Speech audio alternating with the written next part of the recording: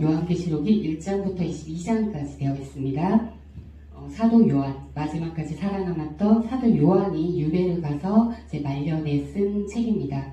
예수님이 돌아가시고도 한 70년 정도 흐른 시점이고 마지막 쓰여진 성경책입니다. 그래서 마지막 때를 주님 다시 오실 그때를 예언하고 있습니다.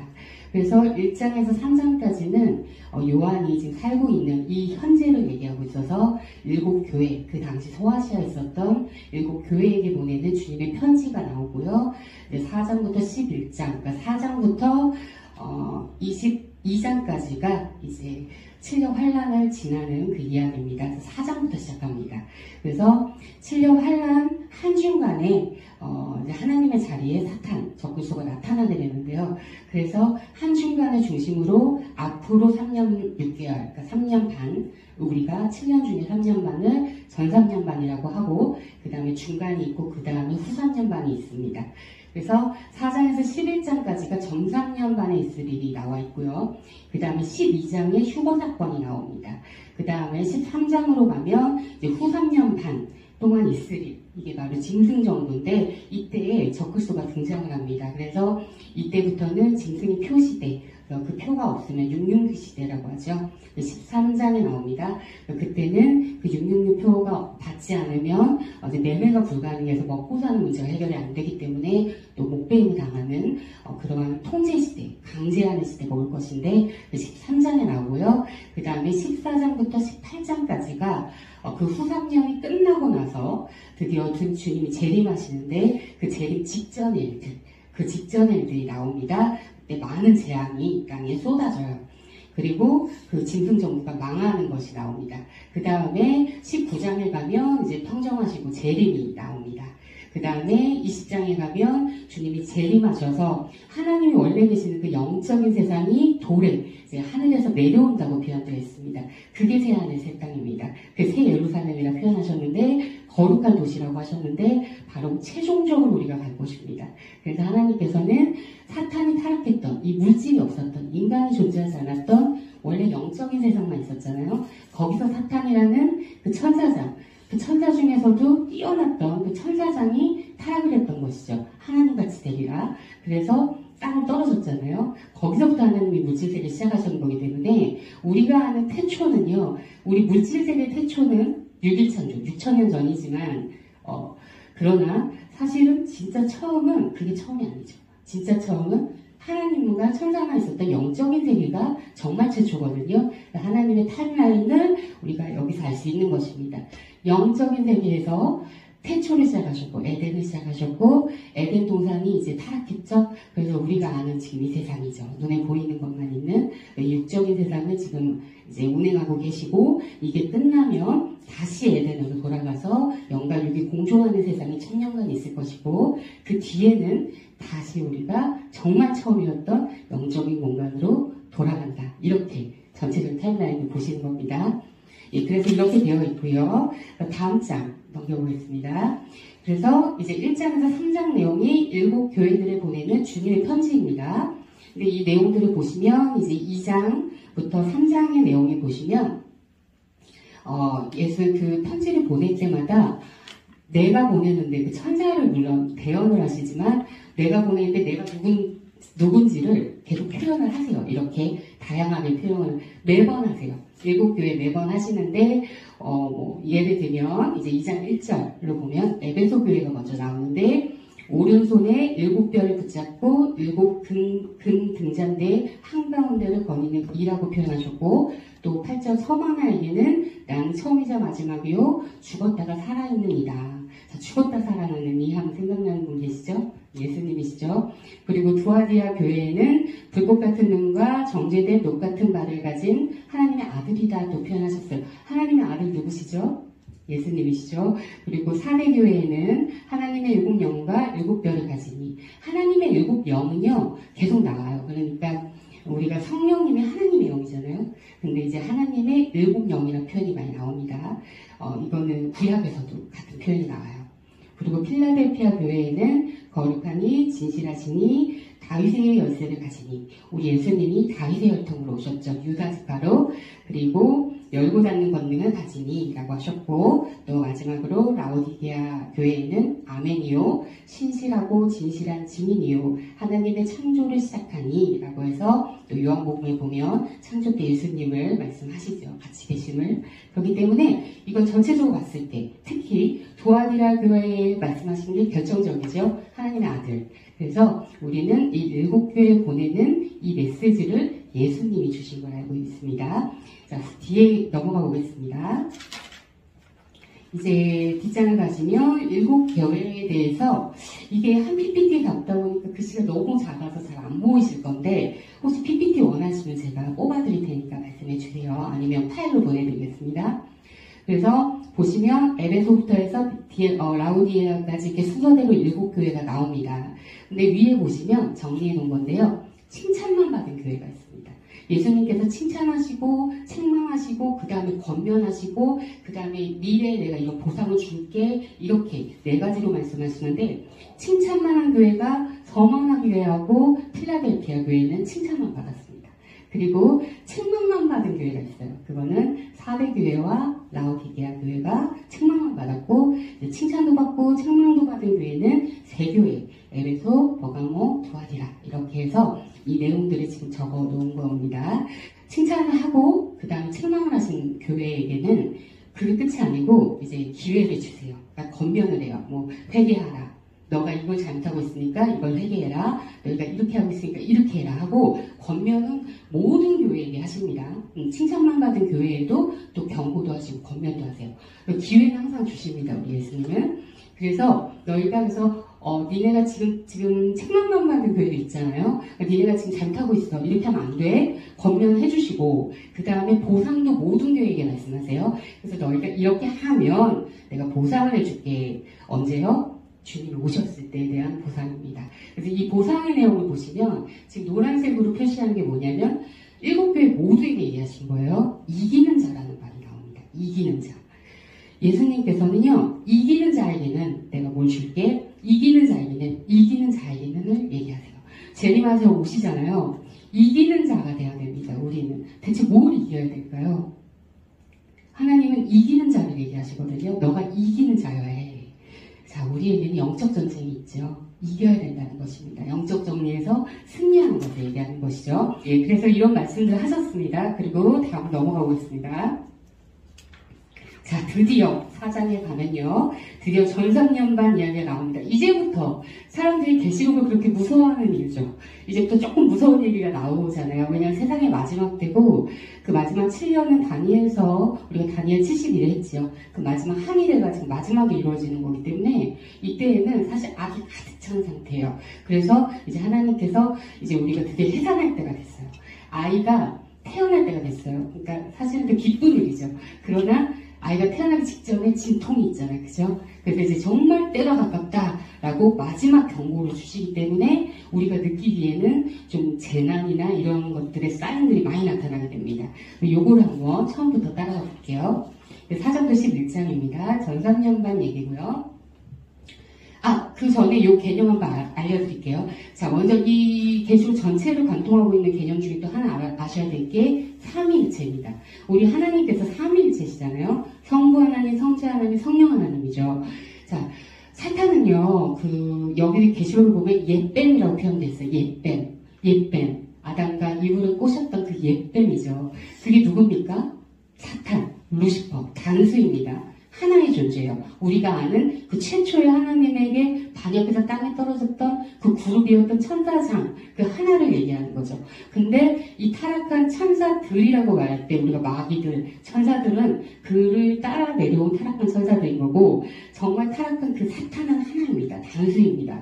그래서 우리가 이 사탄은요, 하나님처럼 되고 싶어 하잖아요. 그죠? 데살로니가에 가면 마지막에 하나님 자리에 앉아 자기가 하나님처럼 행동하거든요.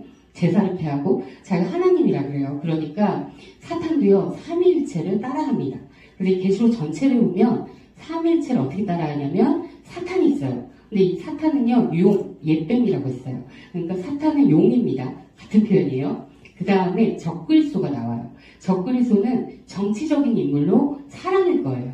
그래서 우리가 이제 마지막에 이제 거의 마지막에 왔는데 이제 이들이 이제 뭐 지구촌 이래가지고 지금 화폐도 하나로 만들려고 그러고 디지털 아이디도 지금 2020 해가지고 이제 디지털 아이디를 우리에게 다 나눠줄 건데 전 세계 다 통용되는 겁니다. 그리고 이제 백신 여권 해가지고 하여튼 모든 세상이 다 하나가로 통용되는 마치 유럽만 있으면 다 통용되잖아요. 마찬가지로 그거를 더 넓혀서 전 세계를 이제 하나로 만들려고 합니다. 적그리스도가 그냥 자기가 하나가 돼야 자기가 왕이 될 거 아니에요, 거기에. 그러니까 적그리스도가 이런 모든 환란과 재앙과 혼란이 있으면 사람들이 구원자를 만들려고 한다고 그랬잖아요. 그랬을 때 아주 정치적인 모습으로 나타나는, 그러니까 트럼프가 미국 대통령이듯이 뭔가 이제 가상화폐, 화폐가 하나 될 거고, 신분증도 하나가 될 거고, 이제 다 모든 게 하나가 될 건데, 거기 그 하나의 그 새로운 그러니까 이들이 말한 단어가 그래서 신세대 질서입니다. 뉴 월드 오더. 그래서 이들이 아예 이제 대놓고 말해요. 막 컨퍼런스를 엽니다. 그 이름으로. 뉴 월드 오더로. 그래서 신세대 질서, 새로운 질서예요. 이 새로운 질서로 그레이트 리셋이라는 표현도 씁니다. 아주 크게, 왜 컴퓨터 다시 리셋 하잖아요. 그레이트 리셋이라는 표현을 씁니다. 그래서 이제 완전히 새롭게 되자는 거예요. 완전히 새로운 하나의 시스템을 만들고 있어요, 애들이. 우리가 이제 개시록 끝나면 이제 마지막에 그걸 볼 거예요, 그 증거들을. 그래서 이들이 원하는 건 결국 뭡니까?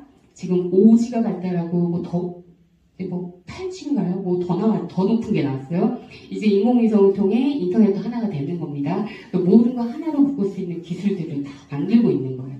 그래서 하나가 됐을 때 이제 완전 새로운 세상이 되는 거죠. 그래서 이거는 단일 정부입니다. 전 세계가 하나 되는 시스템이거든요. 그래서 그리고 이렇게 되는 상황에서 또 막 전쟁이 터지고 재앙이 오면 이제 거기서 대장이 나오겠죠. 이 적그리스도는 그 인물이에요. 그래서 굉장히 정치적이고 우리가 아는 인간의 모습이겠죠. 사탄은 인간이 아니잖아요. 이게 영이지만 그 다음에 거짓 대언자가 나옵니다. 그래서 거짓 대언자는 종교적인 색채를 띠고 있을 겁니다. 그래서 사탄, 적그리스도, 거짓 대언자 이들도 이렇게 3일체로 마지막 때 활동을 합니다. 내용을 기억해 주시고 자, 그럼 4장으로 가보겠습니다. 하늘의 왕자. 요한이 보니까 이제 하늘의 왕자를 보게 되는데 어떻게 생겼냐면 왕자에 앉으신 분이 나옵니다. 하늘의 왕자가 있어요. 이 세상 모든 건 모형이라고 그랬잖아요. 그래서 위에는 언약궤도 있고 제단도 있다고 그랬죠. 그래서 하늘 왕자가 계시는데 거기 하늘 왕자에 앉으신 분은 하나님이에요. 그 다음에 우리가 왜 자꾸 예수님을 구별해야 되냐면 이제 요한이 구별해서 말하고 있기 때문인데 그 다음에 나오는 게 유다 지파의 사자, 다윗의 뿌리, 어린 양. 우리 아까 교회에서 나를 소개할 때 하신 말씀이 다 나오죠. 예수님이죠. 그래서 예수님이 나옵니다. 그래서 하나님과 예수님이 나오고 그 다음에 하나님의 온 땅으로 보내지는 하나님의 7영 해서 성령님까지도 언급이 됩니다. 그래서 4장에는 하늘 왕자를 보는 요한의 이제 그 모습이 나와 있어요. 그리고 하나님과 어린 양, 하나님과 예수님과 성령님이 언급되어 있고 그 다음에 언급되는 게 24장로가 나옵니다. 이 24장로가요, 이 왕자 둘레에 있는데, 볼까요? 12장로, 12장로잖아요. 12장로는 초대 그 구약시대의 12지파의 대표들일 거고요. 그 다음에 12후, 이거는 이제 또 뒤에 가면 그렇게 말씀을 하셔도 않은 겁니다. 그 다음에 12는 우리가 아는 12사도입니다. 그래서 신약과 구약을 대표하는 장로들은 이미 부활의 몸을 주셨어요. 이미. 그래서 입고 올라가서 하나님 왕자 곁에 있습니다. 그리고 내진들이 나와요. 이들이 이제 왕자를 둘러싸고 있는 것을 봅니다. 5장으로 넘어가면 봉인된 채를 받아들인 예수님이 나와요. 자, 예수님께서 다니엘에게도 봉인하라 그러셨죠. 그런데 요한계시록에서는 봉인하지 말라라고 하셨다고 했죠. 그래서 예수님이요, 이 봉인된 채를요 떼시기 합당한 자가 없어서 요한이 막 울어요. 이 봉인은 떼야 시작이거든요. 제르면 이제 3년, 7년의 시작인데 아무도 못 떼는 거예요. 그래서 여지 다 봉인돼 있어요. 7봉인이 있습니다. 근데 이거를 떼시는 합당한 분을 찾아요. 그게 바로 예수님입니다. 그래서 5장 6절에 가면요, 예수님께서 하나 우편에 앉아 계시잖아요. 히브리서에 가보면 여기서 바로 서십니다. 그래서 서서 책을 하나님께 받아주십니다. 7년 하나는 시작되는 거예요. 그래서 책을 받아주시는 내용이 나옵니다. 이게 구약의 스가랴에 가보면 봉인된 책 얘기가 똑같이 나와요. 그리고 이제 6장을 가면 드디어 7봉인 재앙이 시작됩니다. 이제 7년 환란 우리 들어온 거예요. 자, 어떤 7년 환란이니까 우리가 들어왔을 때 우리는 휴거 성도들일 거예요. 그쵸? 7년 우리 믿는 이방인들은 주님 만날 때 봉인되기 때문에 휴거된다 그랬잖아요. 휴거 성도는 이따가 12장 가야 되잖아요. 그러니까 무슨 얘기냐면 우리도요. 7년 환란 전성년간은 지나간다는 얘기예요. 그래서 지나가면서 이러한 사인들을 보며 깨달으라는 거예요. 이해하시죠? 그래서 어떤 사인이 나오냐? 봉인을 떼니까 드디어 재앙이 나오는데 6장에서 1에서 6째 봉인까지 나옵니다. 첫 번째 봉인은 엽니다.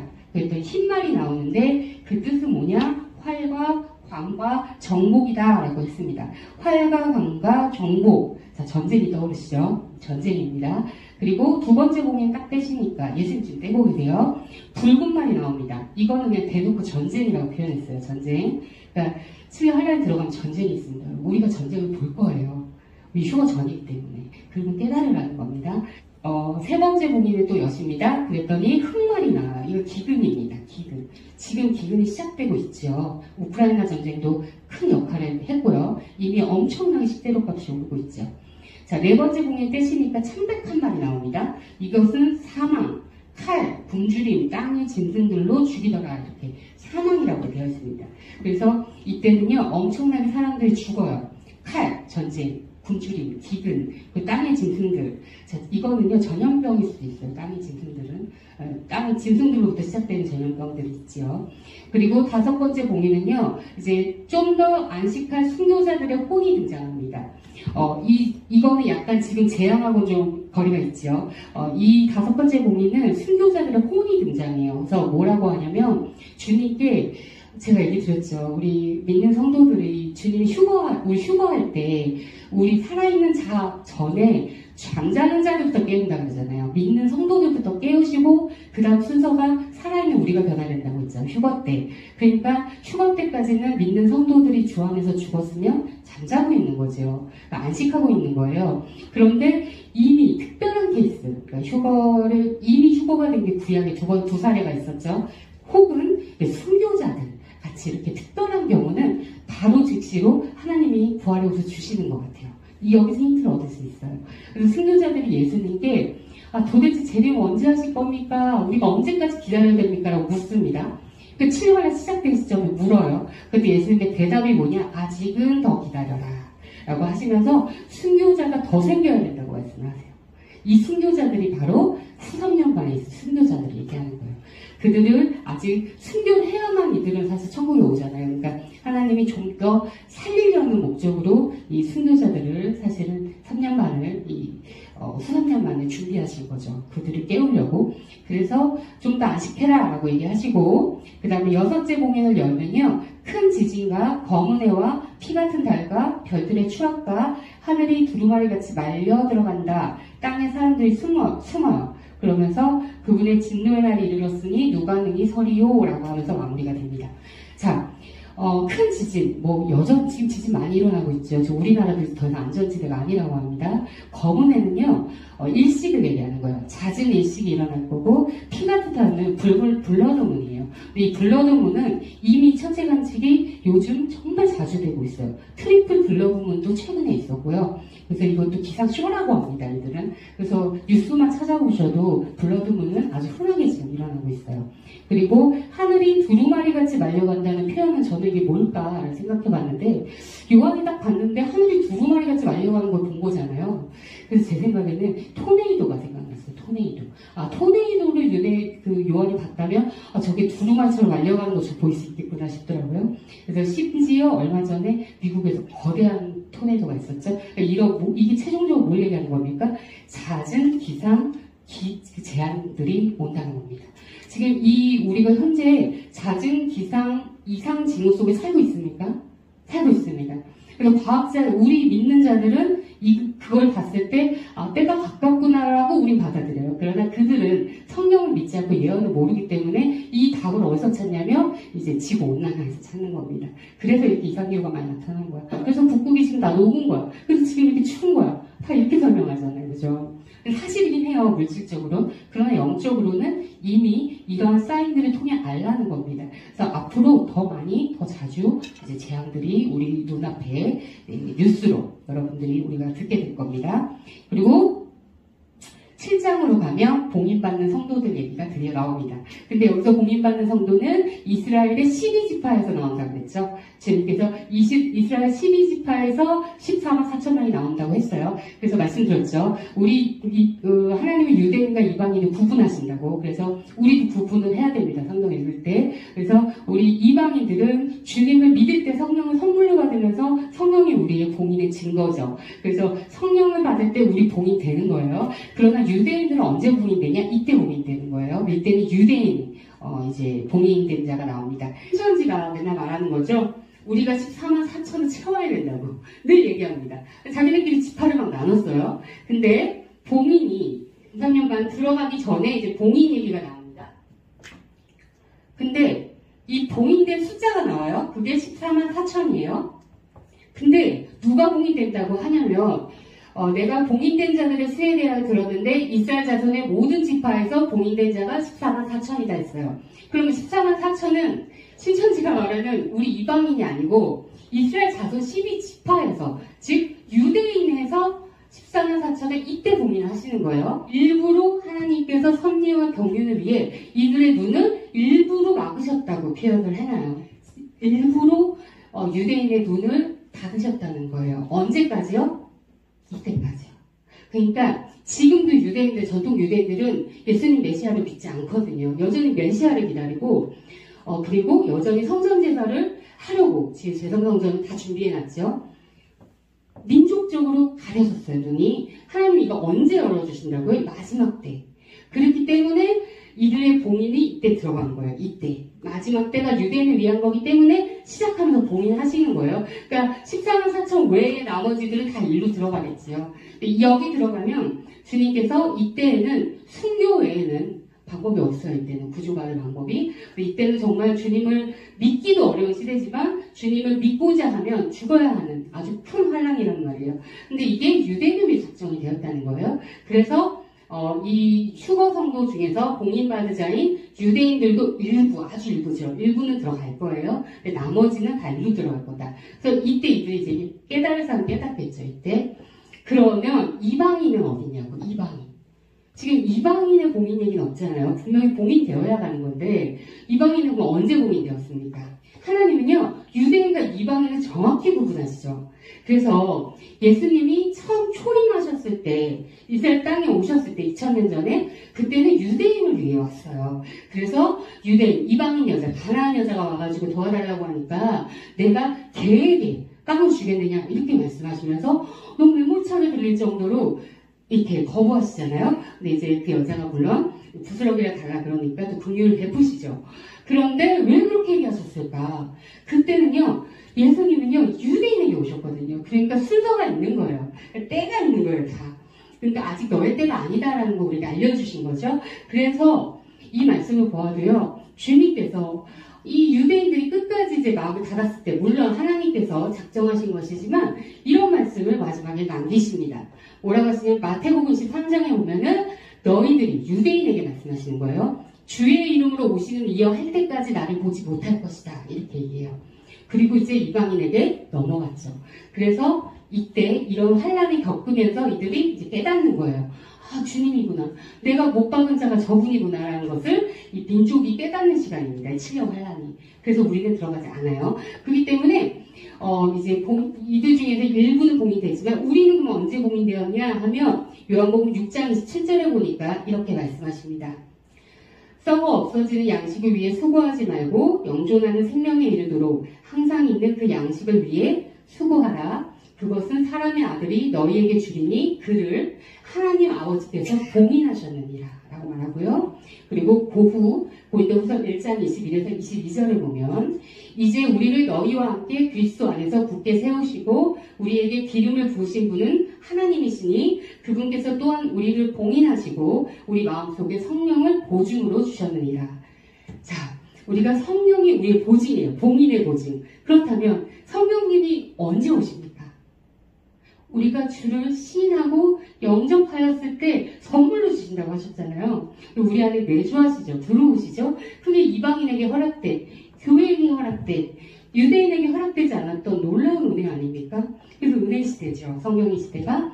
그렇기 때문에 우리 믿는 성도들, 휴거된 성도들, 진짜 성령의 봉인을, 하나님이 주신 봉인을 받은 자들, 그래서 성령님이 보증한 그들은요, 우리는요, 언제 봉인받은 겁니까? 유대인은 이때 봉인받아요. 시작하면서. 우리는요, 영접했을 때 이미 다 받으신 겁니다. 그러니까 여러분들, 우리 성도님들은요, 봉인된 자예요.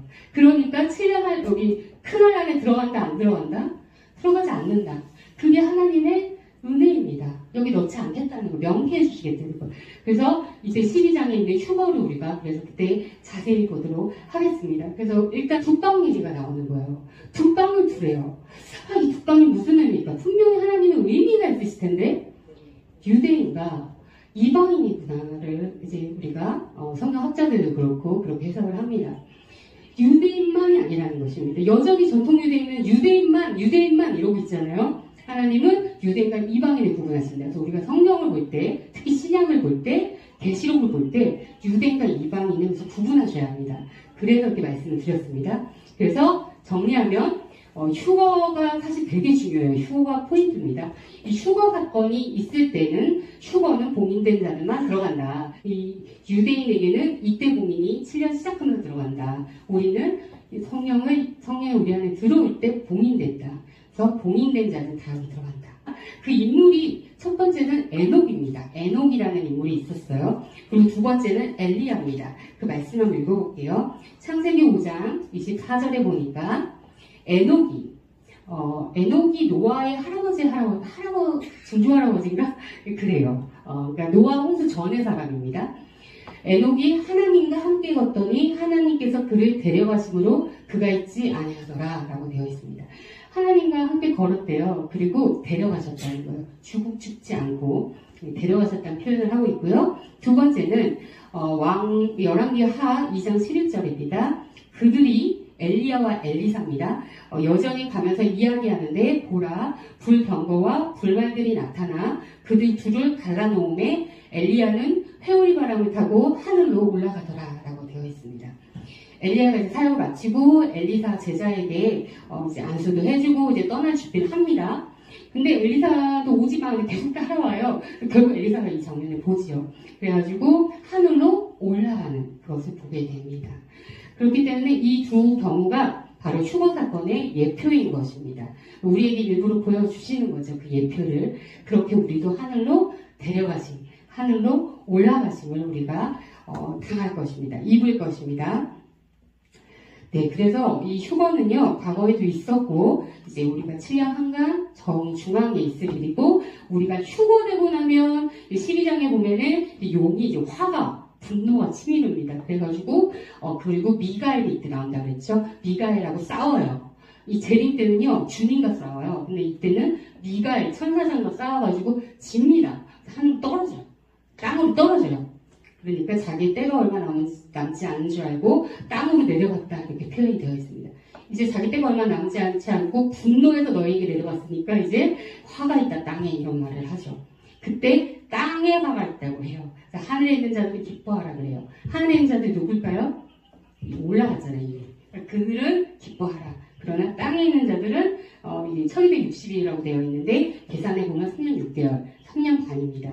그동안 이제 화가 나서 너에게 내려왔으니까 화가 있다 이렇게 표현합니다. 그래서 마지막 3년 6개월 동안은 용이 이제 발악을 하는 정체를 드러내는 이제 예배도 다 패버리고 이런 이제 상황이 될 겁니다. 그래서 데살로니가에 보면 자기가 하나님의 자리에 앉아 하나님이라고 선포합니다.